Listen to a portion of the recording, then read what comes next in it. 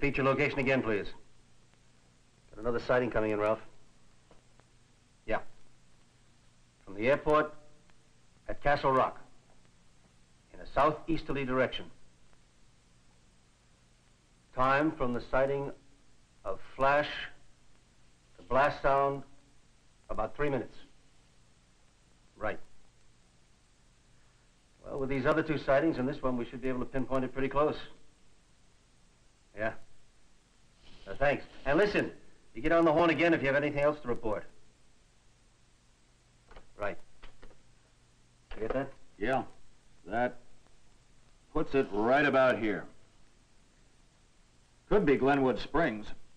That'd fit our other report. Well, let's check it out in here.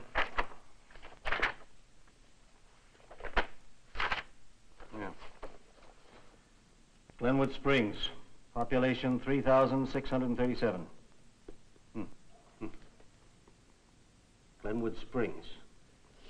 What about special resources? Well, let's see.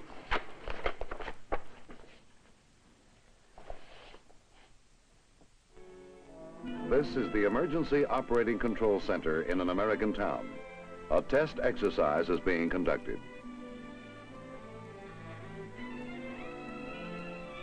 These two men are performing a task which would be vitally important in the event of a nuclear attack on our nation. Damage assessment, an estimate of the probable human and material resources that would still be available after a nuclear strike.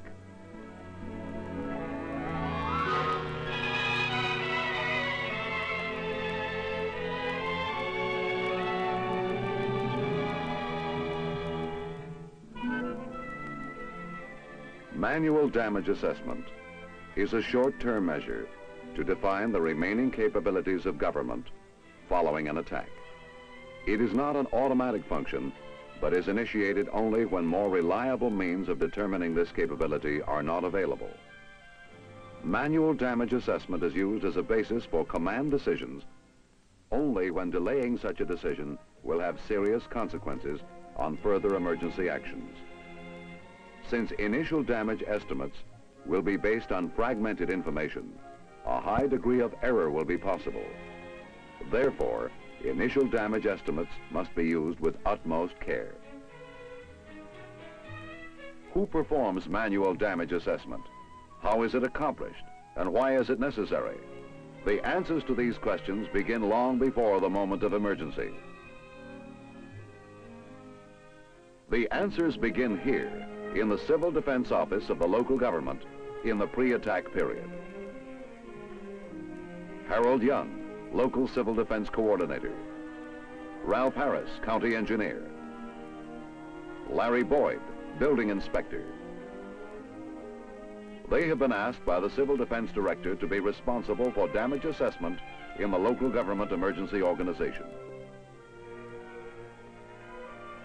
In the event of a nuclear strike, it is important that the local government emergency organization have some capacity for estimating resources that may be available in the area for the preservation of life, the alleviation of suffering, and the restoration of vital community functions. Between the time of the nuclear detonation and such time as it is possible to make an actual on-the-spot damage assessment, the manual damage estimate using plotting tools and maps, pre-plotted overlays depicting resources and population, provides help in emergency operations planning.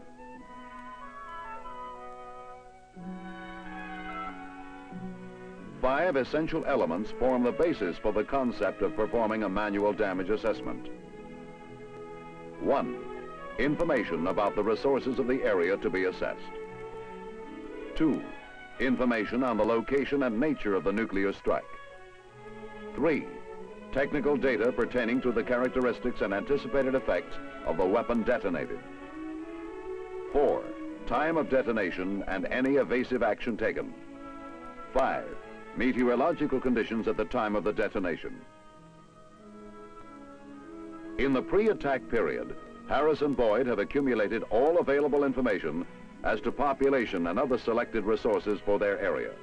In compiling their data, they have received the cooperation of all municipal agencies as well as local utility companies and industrial plants. Next, and basic to the assessment planning, is the location of the resources on appropriate maps.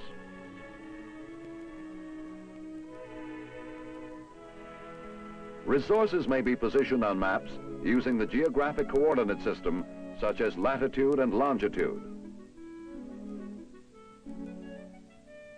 or a quadrangle system such as the Universal Transverse Mercator maps used primarily by the military.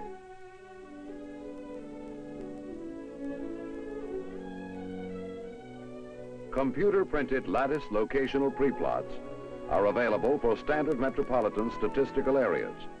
They are arranged in 2.5 kilometer squares and indicate by code number the total quantities of a given resource.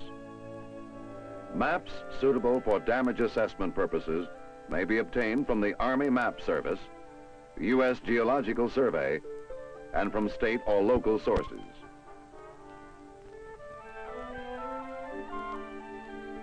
One effective method of plotting the number of units in a resource category is the equal value dot system.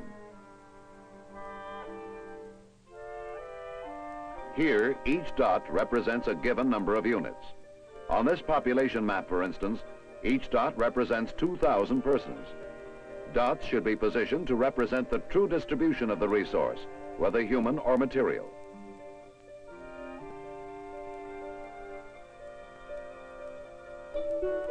Another resource map, prepared from pre-attack data, might indicate location and type of certain structures that may have value in the recovery period. Symbols might identify hospitals, schools, factories, utility lines, or other resources. Some communities throughout the country may have special resources nearby which have strategic emergency value, such as large grain storage facilities, industrial processing plants, extensive clothing supplies. These too may be plotted on resource maps for damage assessment purposes.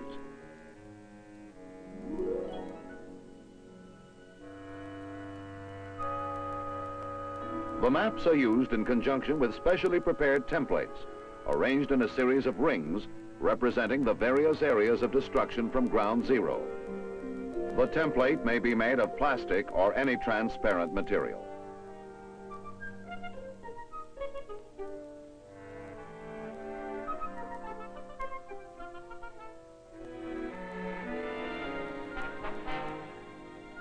Application of the template, made to the same scale as the map, gives a quick estimate as to the probable condition of the particular resource after a nuclear detonation. In a similar manner, the appropriate template may be placed over the lattice locational preplot of resources. Preparation for damage assessment calls for a lot of study. Harris bones up on data he may eventually have to use in estimating casualties.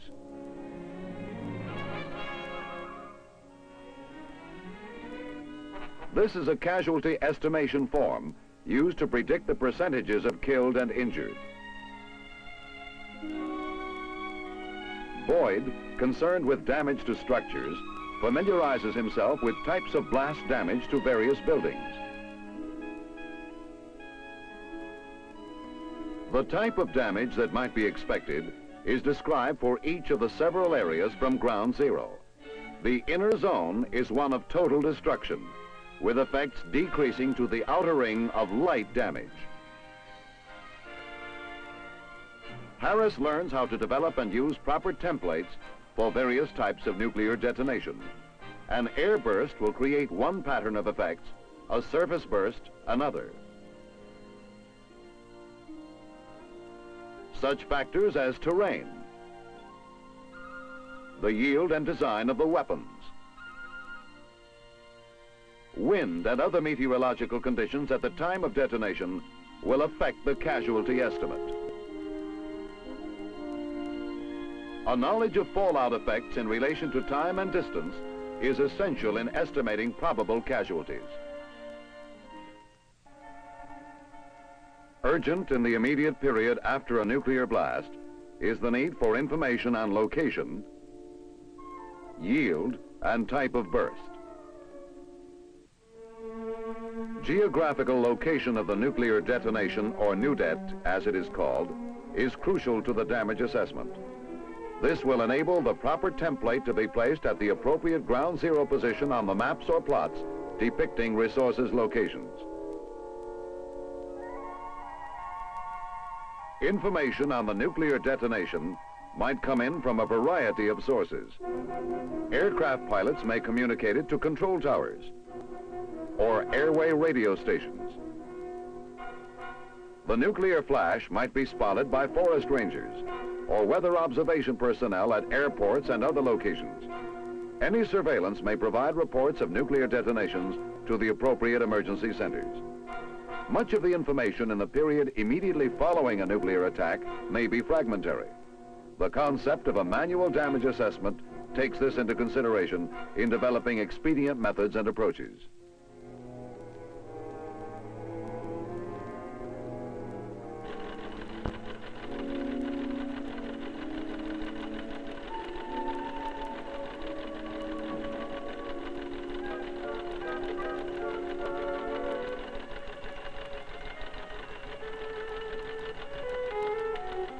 This would be a typical nuclear detonation report. With these general directions, it is possible to estimate the location of the burst and the time it takes for the sound of the detonation to reach the observer.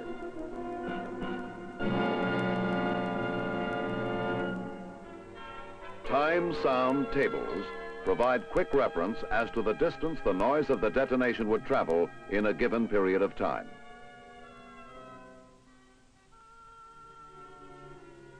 Ground zero may also be plotted from 2 or more sightings by measuring bearings from the observation points.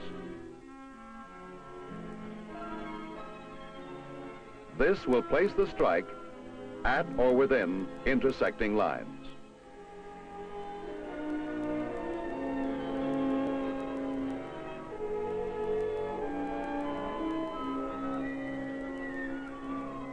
The yield or size of a nuclear detonation may be estimated by observing the duration of the glare in the sky. For instance, 24 seconds would indicate a 1 megaton or medium-sized weapon. Megaton ratings of nuclear weapons are listed in relationship to the duration of their fireball brilliance. The type of burst, whether air or surface, may have to be determined against the background of certain weapons effect information. For instance, extensive spreading of fallout would indicate a surface burst. Other elements should be evaluated in making the damage assessment, such as location of the population, time of the detonation, warning conditions, and any civil defense protective actions that may have already been taken.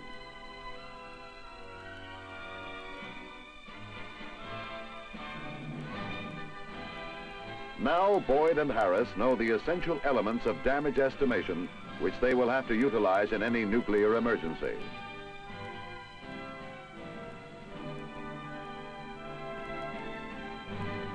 They know the makeup of their area. They know or have available to them the location, distribution, and vulnerability of vital resources. They have learned the plotting techniques for estimating nuclear damage. If and when nuclear attack should occur, they are prepared with other emergency personnel of the local government.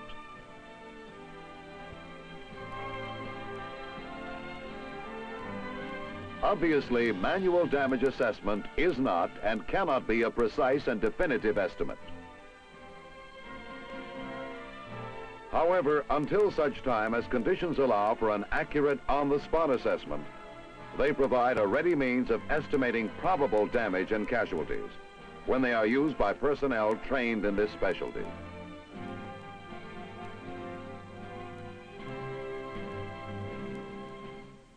The various texts, charts, lattice pre-plots of resources, tables, and other materiel are available to local communities through state and region civil defense channels for training purposes. Performed quickly and skillfully in the nuclear emergency, manual damage assessment provides vital data on which to base plans for community recovery. An effective manual damage assessment will depend on how well the local government has prepared for it in the pre-attack period.